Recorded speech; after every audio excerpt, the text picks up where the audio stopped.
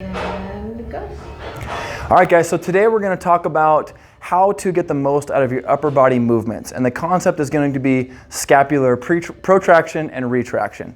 Those are big fancy terms for the ability for your shoulders to come together and apart.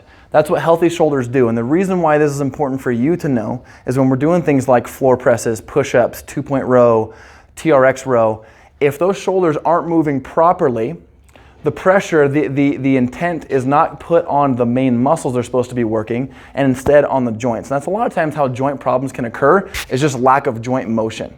So what we're gonna do is I'm gonna explain, kind of show you in real time what that looks like in a couple of key movements that we see a lot in our programming. And the first one's gonna be the push-up.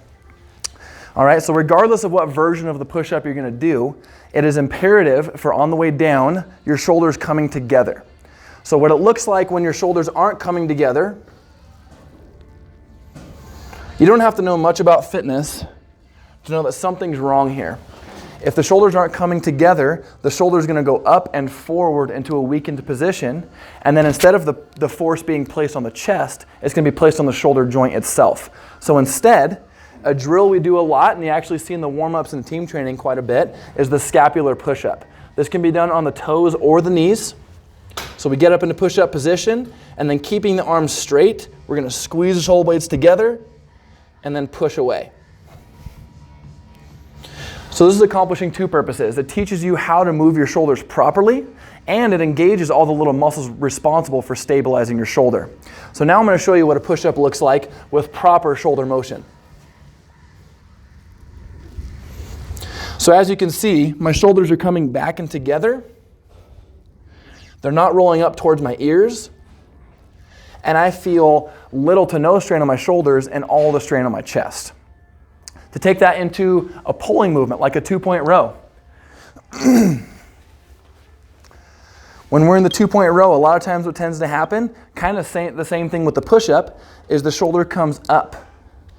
And then again, similar to the push-up, instead of the emphasis being on the back, the lat muscles, it's now on the shoulder joint again. So instead, again, similar to the push-up, we want to bring that shoulder back and then drive the elbow and then come back down.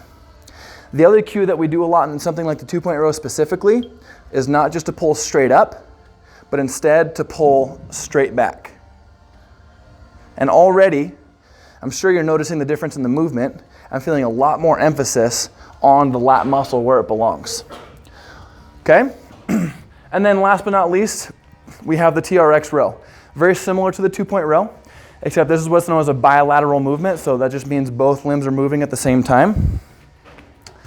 So same thing, if you're doing this row and you're not focusing on your shoulder blades coming together, the shoulder blades are going to elevate, and there's little to no emphasis on those back muscles. So instead, we want to do what's called packing the shoulders. Keep the shoulders down, and then squeeze the bottom of your shoulder blades together.